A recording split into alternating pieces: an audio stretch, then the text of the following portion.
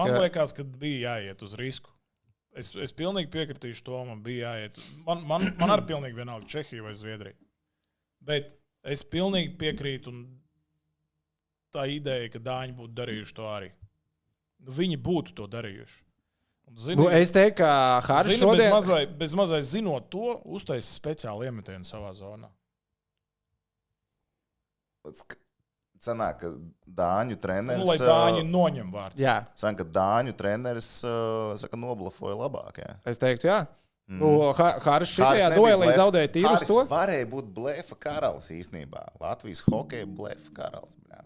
Kāds ierakstīja čatā, kāds atrodēt, cik bija laiks palicis, kad Haris noņēma šilu nost? 2-4-8. 2-3-8? Jā, rakstīts. 57-3-8, ka noņēma. Sagaidi pēdējo minūti. Ja Dānija līdz tam neņem, tad ņem. Ok, ja tu tā esi izdomājis, ņem. Labi, minūte 20. Protams, grūti ir paņemt tur, kad paliek tur precīzi tavs ieplānotais laiks, tāpēc, ka hokejs dinamisks un varbūt nebūs pauze. Bet, 2:30 pāri. Nē. Patīk. Es biju pārsteigts, kad. Un kā viņi dabūja to iemetienu? Nebija tā, ka Andersens piespieda tādu easy ripu, kur viņš varēja nepiespiest.